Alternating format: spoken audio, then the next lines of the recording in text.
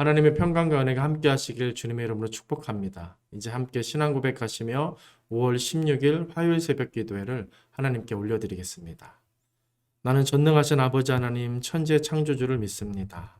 나는 그의 유일하신 아들 우리 주 예수 그리스도를 믿습니다. 그는 성령으로 잉태되어 동정녀 마리아에게서 나시고 본디오 빌라도에게 고난을 받아 십자가에 못 박혀 죽으시고 장사된 지 사흘 만에 죽은 자 가운데서 다시 살아나셨으며 하늘에 오르시어 전능하신 아버지 하나님 우편에 앉아 계시다가 거기로부터 살아있는 자와 죽은 자를 심판하러 오십니다. 나는 성령을 믿으며 거룩한 공교회와 성도의 교제와 죄를 용서받는 것과 몸의 부활과 영생을 믿습니다. 아멘.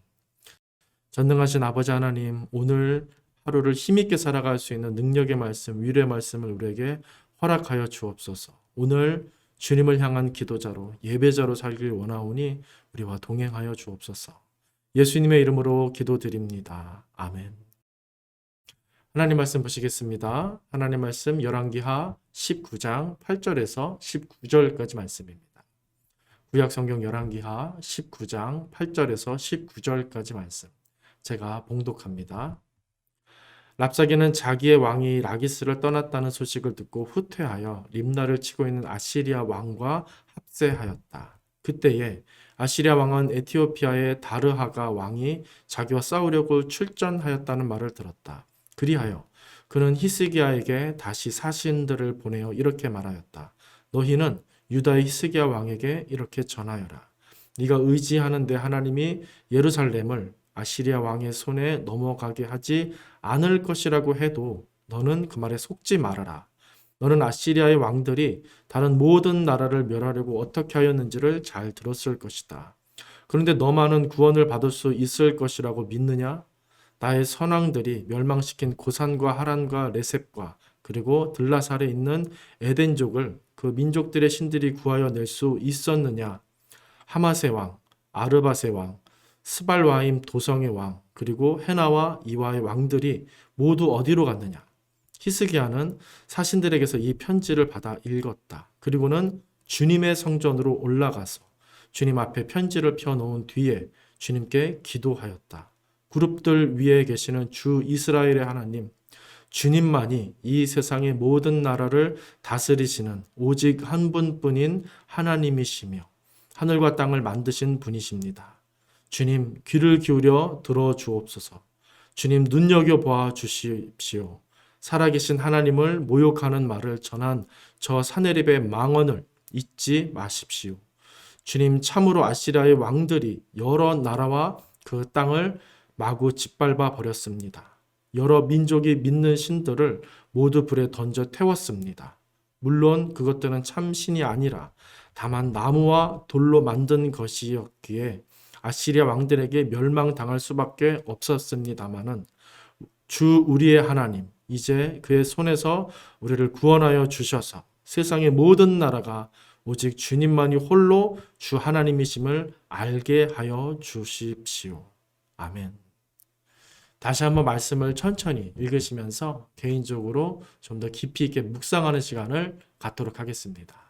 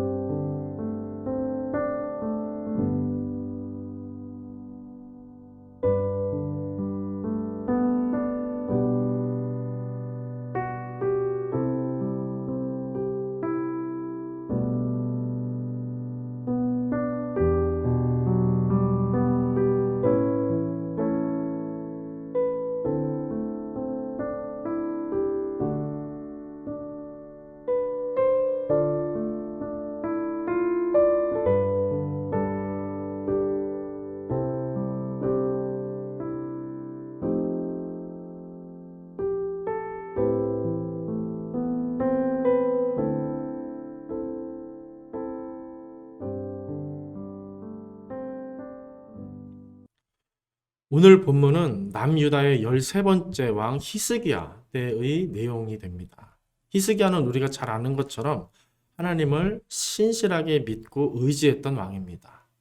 이에 반해 북이스라엘에 대한 소개가 사실은 우리 열왕기 하에서 함께 나오고 있는데 그 부분을 좀 살펴볼 필요가 있습니다. 당시 북이스라엘은 엘라의 왕 호세아라는 왕이 있었는데 하나님을 잘 따르지 않고 악행을 저질렀던 왕입니다. 이 왕이 아수르에게 여러 차례 아주 치명적인 침공을 받게 됩니다.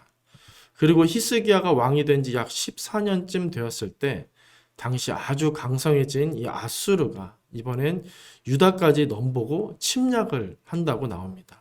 18장 13절에 보니까 아수르 왕 사네립이 남유다를 공격해서 유다의 모든 견고한 성읍들을 쳐서 점령했다.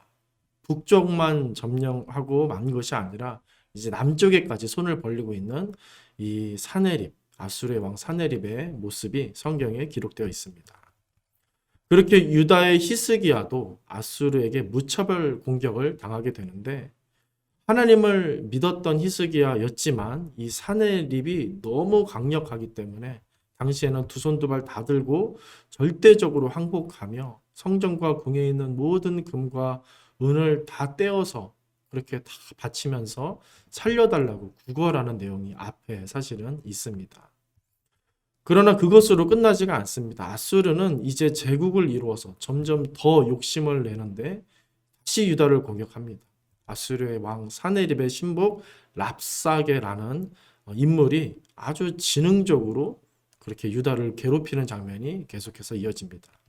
어떻게 하냐면 유다 방언으로 예루살렘 성에 올라서 히스기야의 계획은 여호와의 뜻과 다르다 그렇게 소리칩니다.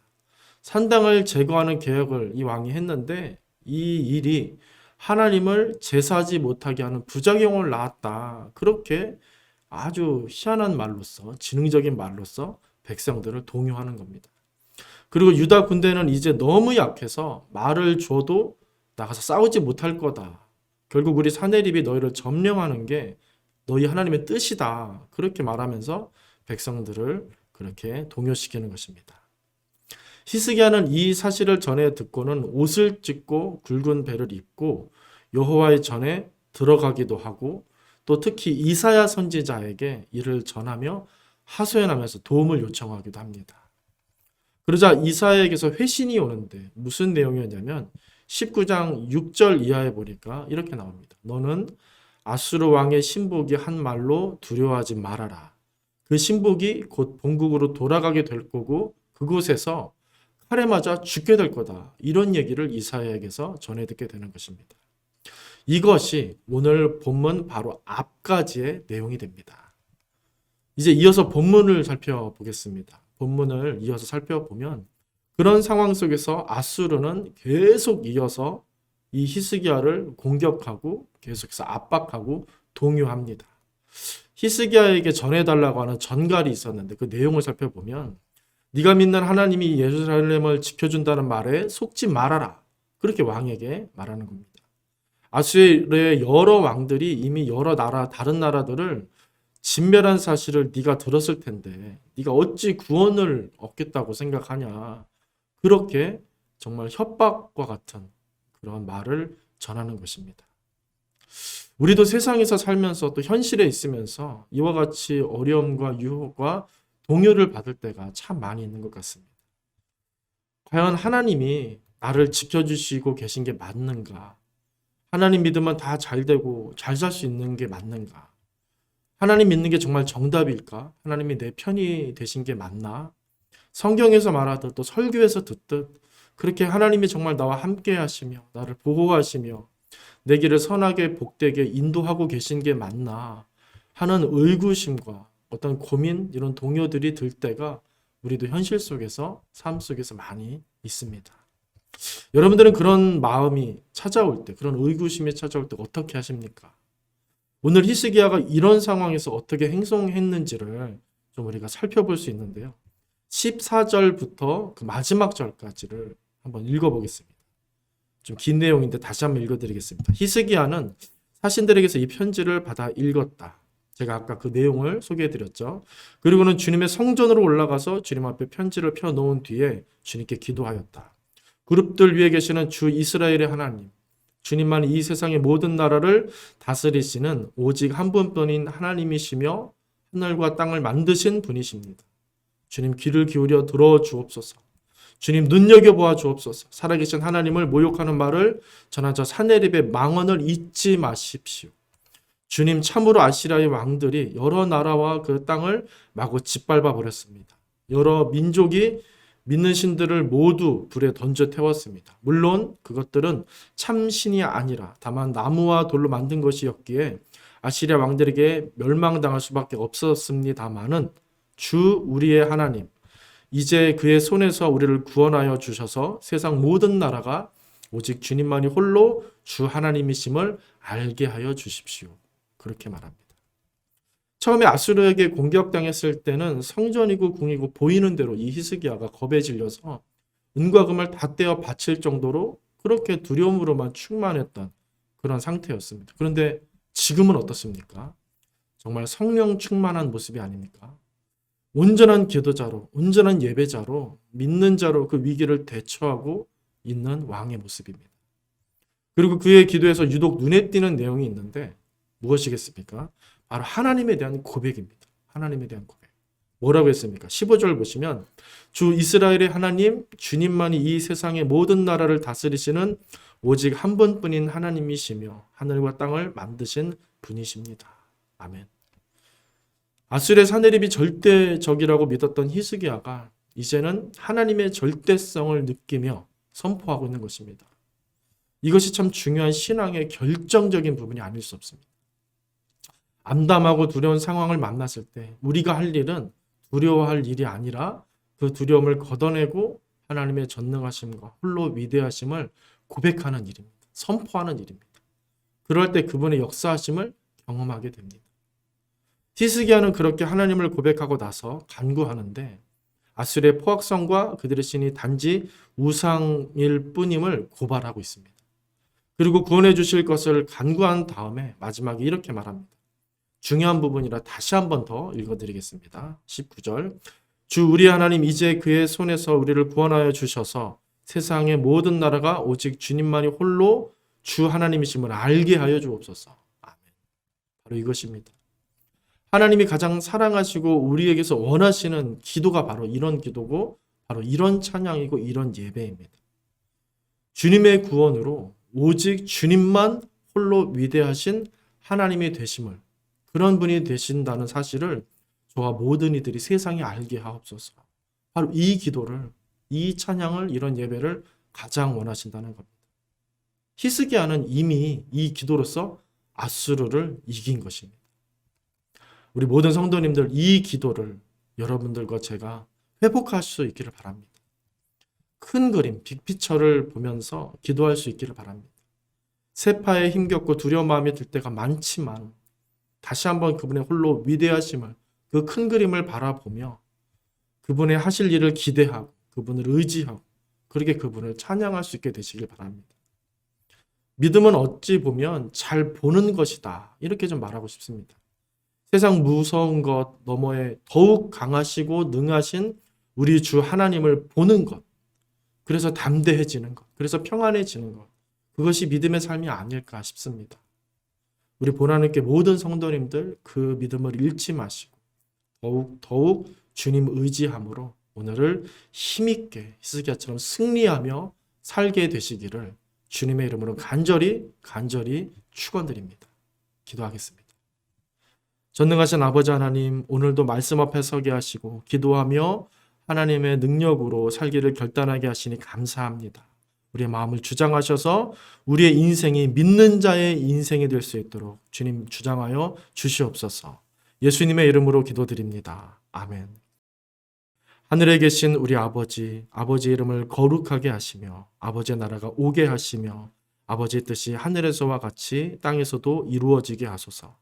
오늘 우리에게 일용할 양식을 주시고 우리가 우리에게 잘못한 사람을 용서하여 준 것 같이 우리 죄를 용서하여 주시고 우리를 시험에 빠지지 않게 하시고 악에서 구하소서.